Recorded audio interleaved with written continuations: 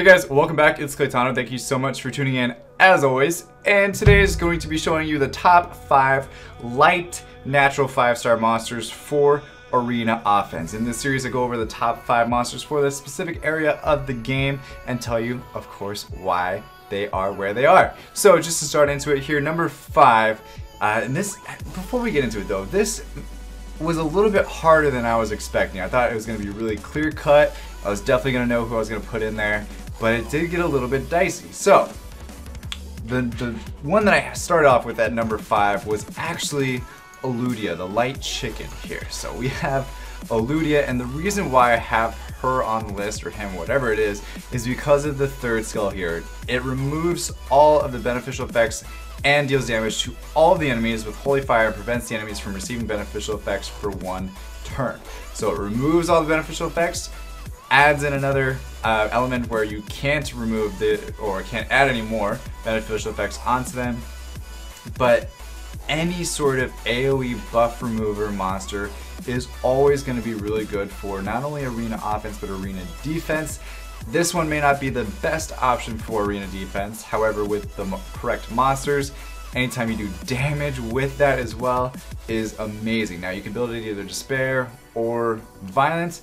I would say either one is perfectly fine. Okay, let's go into a little bit more. So it has a lot of damage off of his second skill. Attacks the enemy with a holy turn and stuns them for 1 turn if you get a critical hit. So you're going to be wanting to build it with damage. Critical hit is a must with critical damage as well. You can go attack, crit rate, crit damage, attack.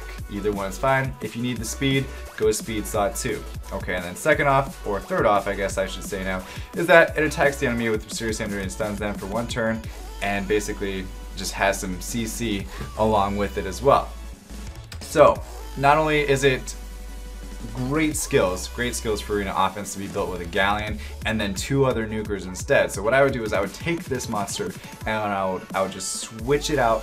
I would obsolete my Triton. I would put Eludia in the mix instead. So it would be Zeros, Tosi, Triton. Zeros, Tosi, Galleon, Eludia, and that would be my arena offense, and I think that's an amazing arena offense because it's going to do even more damage, even more chances of me killing the enemy. And then it has super great attack, decent HP, I'm not going to complain about it. There's people with much less, and then the speed's low, but I mean speed's low on a lot of these types of monsters anyway, so who cares. Really though, you would think that a Phoenix would be fast. Quite the contrary actually. Alright, so moving on, number 4, we have Shan, or Shan, however you prefer. And the reason why Shan is on here is because of this. That was unnecessary. It was because of this third skill though, and his second skill. So much like the Lagmaron or the Water Chimera, because I happen to say that wrong a few times. The Water Chimera or the Wind Chimera, it has the Squall skill, which the faster your attack speed is, the greater the damage is. Also, it increases your attack speed if you get a critical hit, but you're going to be building it with damage anyway, so most likely you're going to be getting a critical hit, just like Eludia was. Imagine that. Alright, now the third skill though is kind of his claim to fame. It stuns all the enemies with an 80% chance, increases the attack speed of all allies for 2 turns, and increases the attack bar of all allies by 25%. So you're using Holy Calling kind of like your Bernard almost, or say your Orion or your I don't know, any other attack bar booster that really, but it's also stunning the other team, and it's a light monster, so it doesn't really check for glancing, and I believe as well it's not even touching the other team. It's just like a Galleon skill where it just stuns them. So there's really no glance check, which means you're going to have a higher rate to stun them just based off of that. Yeah, it's pretty cool. Okay, so now moving on to his first skill though, it pins down the enemy and inflicts continuous damage for 1 turn. It's whatever, it's just like every other Chimera there. Also his HP is really nice, speed is whatever, attack is decent as well. I mean, you can have more attack, but really you want to build it either speed, crit damage, attack, or speed, attack, crit damage, or attack. Attack, crit damage, attack, yeah. Alright, so really good monster here. I'm actually really jealous of anybody who has him. Alright, moving on to number 3 on the list is... What do you guys think? Give it a second. 3, 2, 1. It's Asuma. Asuma is the light Hell Lady. The reason why Asuma is on here, or Asuma is on here, is because of this skill right here. It attacks all enemies 3 times to weaken the defense for 2 turns with a 50% chance, and inflicts continuous damage for 2 turns with a 50% chance. So it's an AoE damage dealing nuke that is also decreasing the attack bar as it's killing them, and then also has another AoE damage dealing move which performs Ruthless Charge, attacking all enemies 3 times. Each attack has a 35% chance to inflict continuous damage for 1 turn, and the skill will deal 50% increased damage to enemies under continuous damaging effects. Guess what? We just put 2 turns of continuous damage effects on the enemy, and now we're going to do extra damage, 50% more on a monster that has one of those on her, or on them rather. It can get to be a lot of damage. Now, the exciting thing about Asuma as well, on top of that, is it's attacking 3 times. So not only is it just once, but it's attacking 3 times, which means that anytime you go against a Molly or something like that, you have your damage is spread out more, so it affects you less. Like almost like a Lucian, your damage is spread out. So if you happen to glance one of those things because of the Molly, you're glancing, you're not going to take the whole chunk of your damage, you're going to take just a little portion of it. Okay, now it is a little bit the same on the other end, so if you do land a full crit against a Molly, that's fine, and you do full damage, but then if you have it broken up into 3 skills, you miss 1, it's not full damage anymore, so it's more of a chance to get not as much damage, but it's a more even, consistent damage rate, if that makes sense to you guys. I hope it does. Okay, now on the first skill as well, attacks the enemy with a sharp blade and inflicts continuous damage for 2 turns with a 50% chance. Okay, super nice attack damaging skills. Build it with a buff stripper, build it with Galleon, just like every other monster we talk about. Okay, now moving on, we have a lot of HP, we have a decent attack, decent defense, and some pretty nice speed as well, so the rune upgrades are pretty easy. And then also it has increased accuracy when you awaken it, so it has more of a chance to land those debuffs without even needing anything. And then what is the leader skill? 55% increased accuracy leader skill. So if you have a monster that you don't want to get a lot of accuracy on, but you can stack as much attack as possible, then throw in Asuma as your leader skill, and it'll offset itself. So build more attack, less accuracy, because you have that accuracy buff. Okay. Moving on to the number 2 monster. I'm getting a little bit ahead of myself. I think it would be number 1, but it's not. It's just number 2 in this situation, and this is Tian Lang. This is Tian Lang, the light panda. He is amazing. Now, I was really surprised that I didn't put him at number 1. I thought he was the most OP monster in the game. He still is, but not in every aspect of the game. Unfortunately, I think in arena offense, he's not the best, but he's still super relevant because of this skill. Just kind of like Eludia.